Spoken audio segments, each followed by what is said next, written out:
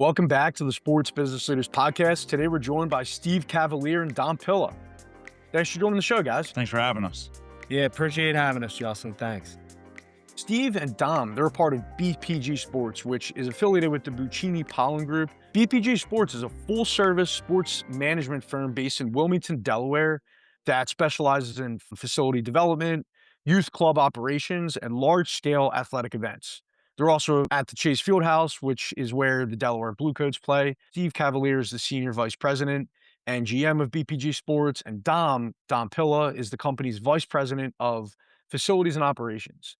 And together, BPG Sports, they oversee the Mid-Atlantic region's leading sports management organization responsible for planning, building, operating, and marketing premier sports venues throughout Delaware. So through BPG, Buccini Pollin Group, they manage and host more than 10,000 events annually and generate an estimated $300 million in economic impact through sports tourism.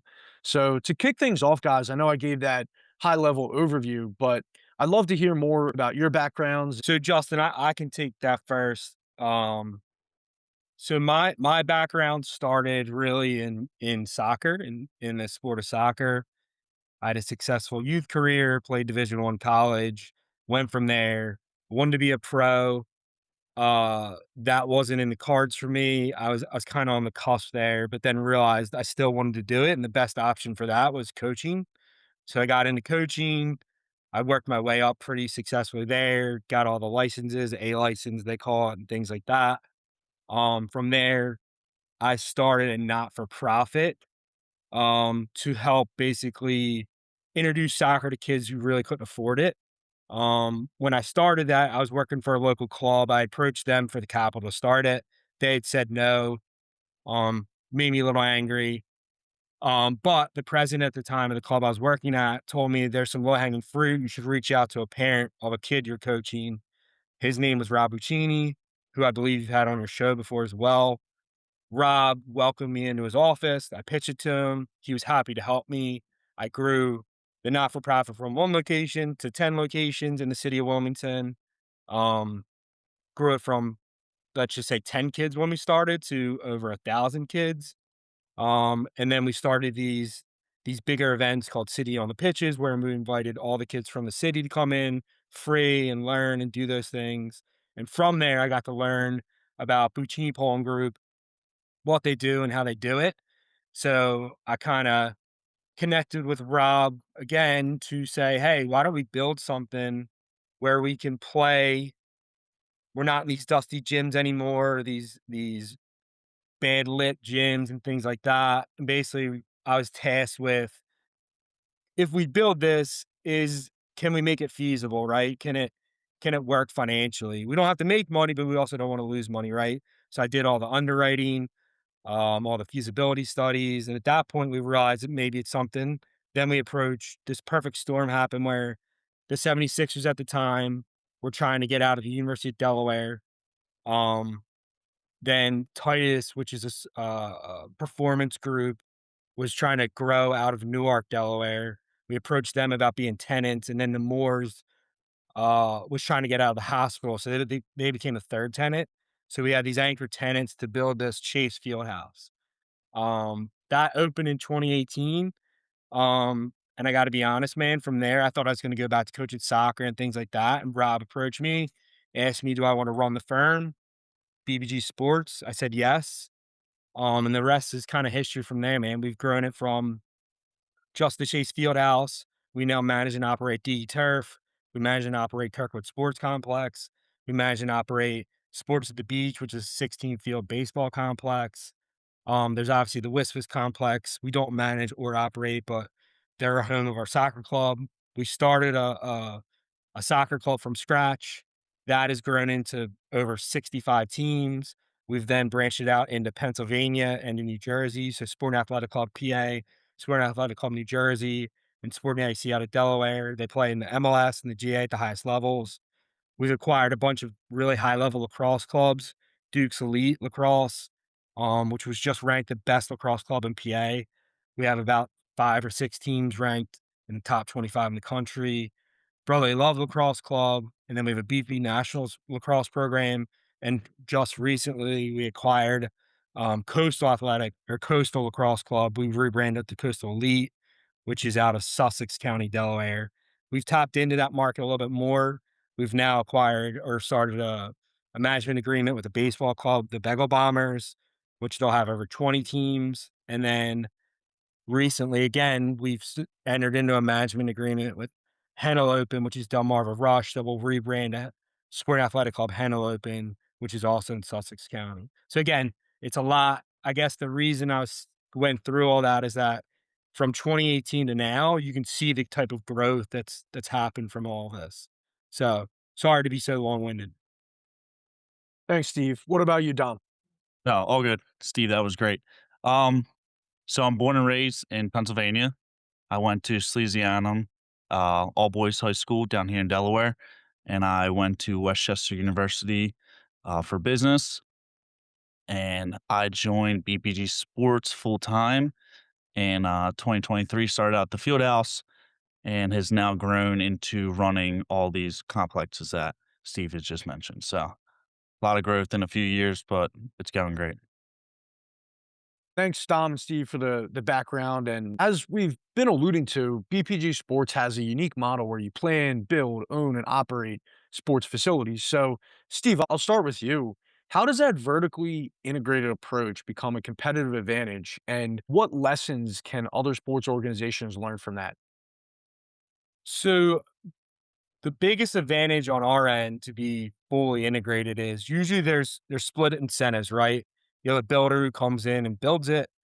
They're not the operator. They have a new operator come in and they just have different ideas how to do things. Where where we have the advantage is we are in the meetings with the builders, we are in the meetings with the architects, we are in the meetings with the engineers to build these facilities to the specifications that we want, right? And we need to operate. We also, from an operation standpoint, allows us for the club teams that we do run and the events we run, they get to prioritize them using the facility as opposed to just giving it to the highest bidder for the highest dollar and renting it out per se. So for us being fully integrated, that's probably the biggest advantage we've experienced, and obviously we've learned a lot as well. Um, Dom can attest to this. Even like simple things like gutters, right? We're building an indoor track on the same campus as the Chase Fieldhouse, and we'll have new gutters on that building because we've experienced some things where the gutters at the Chase Fieldhouse haven't been what we expected, right? So you learn a lot as well, and then we take all those lessons and we implement them into the next project we're moving forward with. Yeah, exactly what I was gonna add on to that was, um, consuming that direct feedback from our own people using these facilities helps us design the new ones in the best way possible for the new consumers and the new clubs and teams that are operating out of them. I think it's important to note for the audience listening that Steve, you oversee the long-term growth strategy, while Dom, you lead a lot of the day-to-day facility operations, and those two roles play hand in hand. So Steve, I'll start with you for this one, but how do those two perspectives work together to ensure that your venues deliver both a great customer experience, but also a strong business performance? So I'm looking at the big 3 to 5 year, right? But Dom and I are working on the same equation, just on different ends, right? So Dom's on the day to day, right then and there, making sure it's clean, looks good, open, all those little things. And then I come from the back end saying, "Hey, Dom, in a year or two, we're about to open the indoor track. What do we need there? How's it going to look? How's it going to impact what you're doing at the field house?"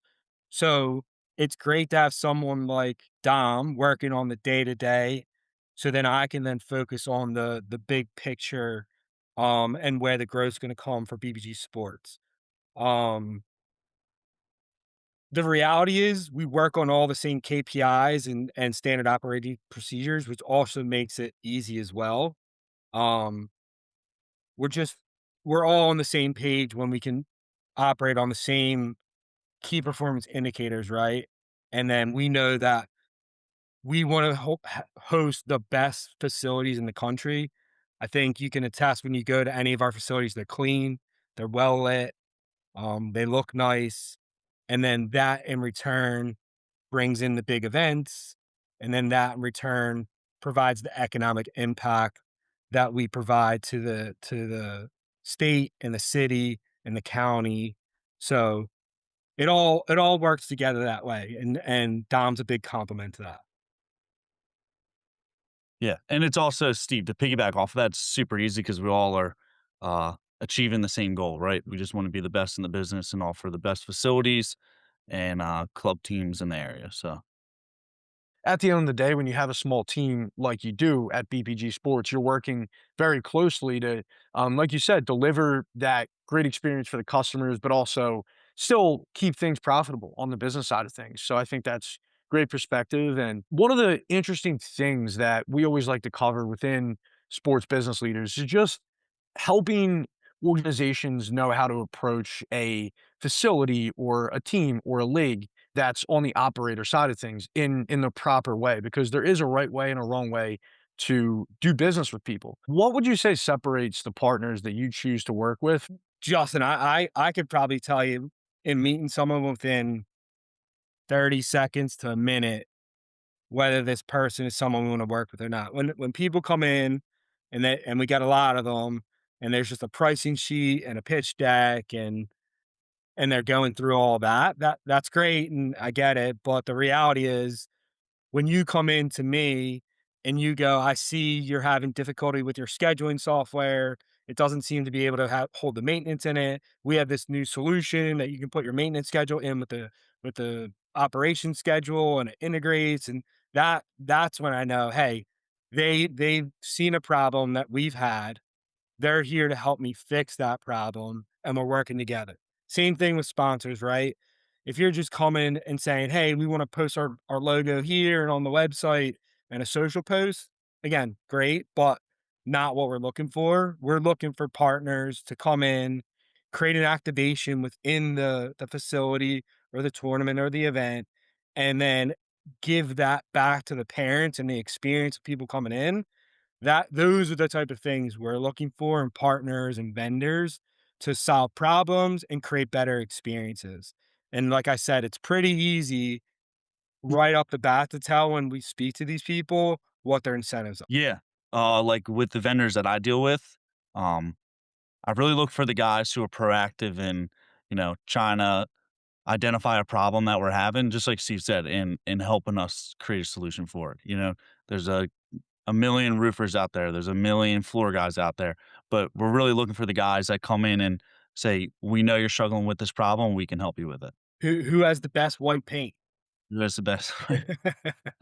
Yeah, Yeah. it's a great Plus, you've it been to our facilities. You understand the white paint joke.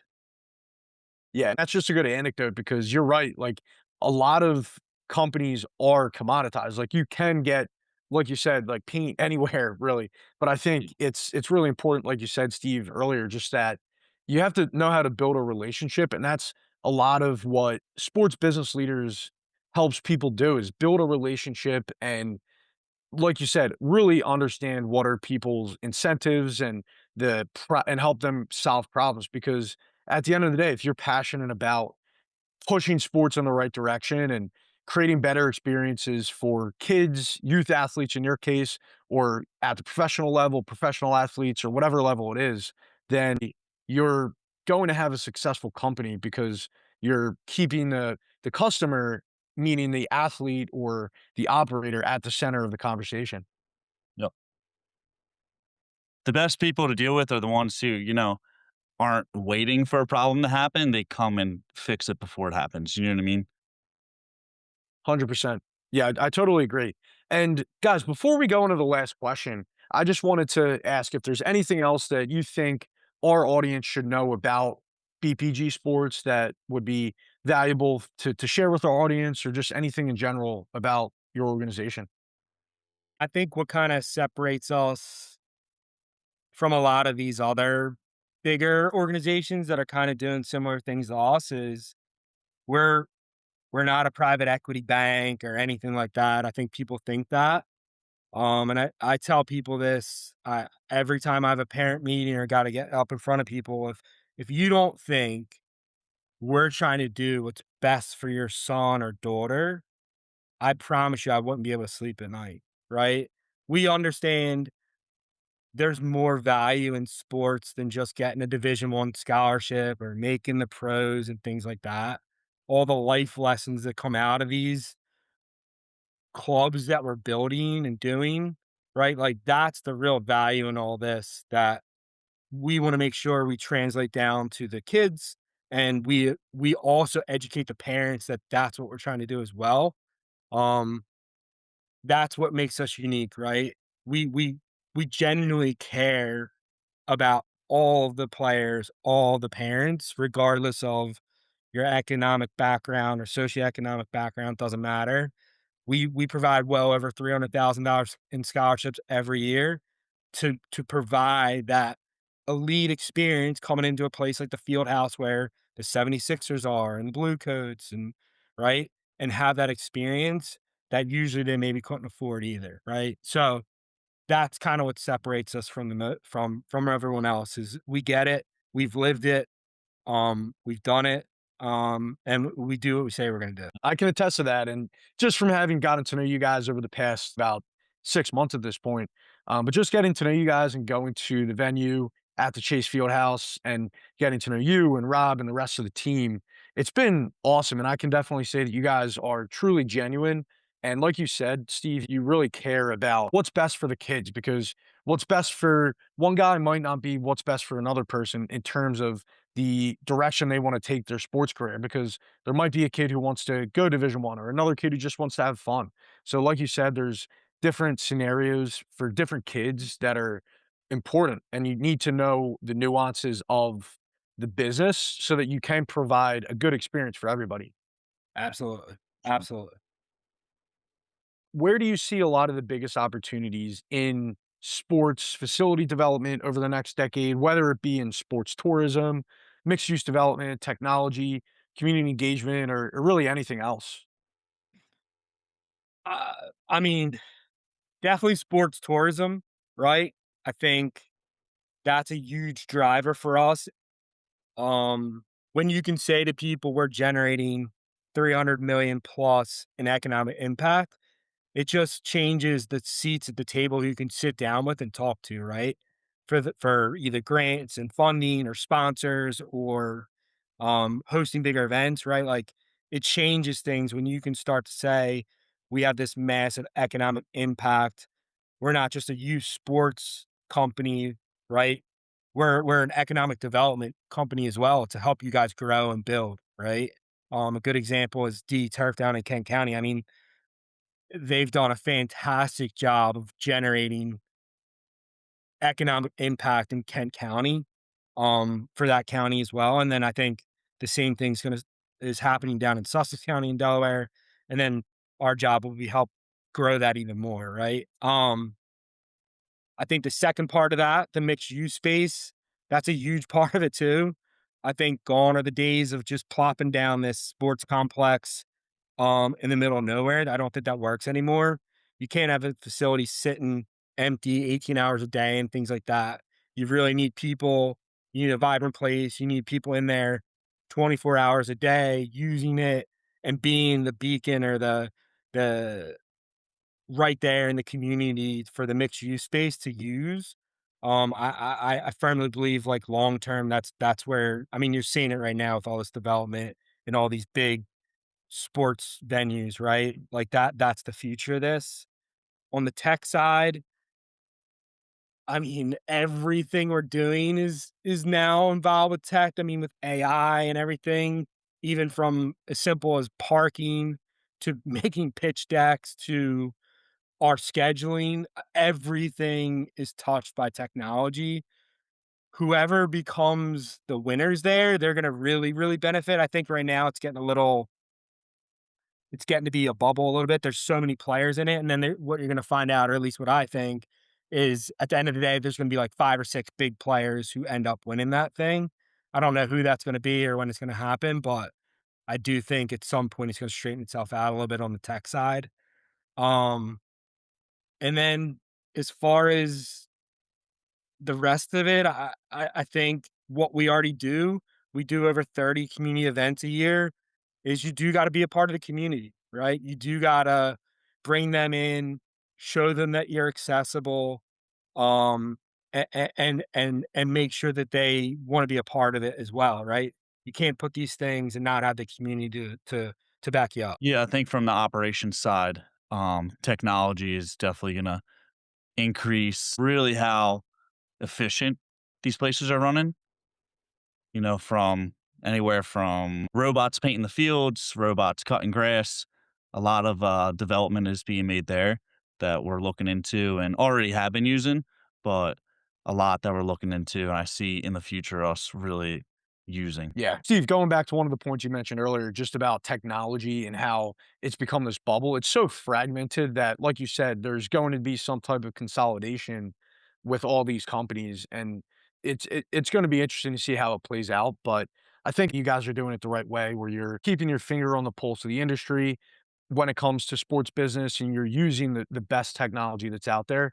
I'm really excited to just continue to watch the growth of BPG Sports and appreciate everything that you guys have done with us and having attended the events and gotten to talk to some of our partners as well. So thanks again, guys. Any last words that you'd like to share with the audience today? We appreciate the time, the conversation, it was great, so thank you. Awesome. And what's the best way for our audience to learn more about BPG Sports and stay in touch with you both?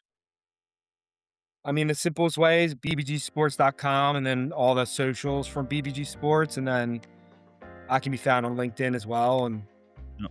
simple. Awesome. Guys, thanks again. Best of luck. Excited to obviously stay in touch, and we'll have to do it again sometime soon.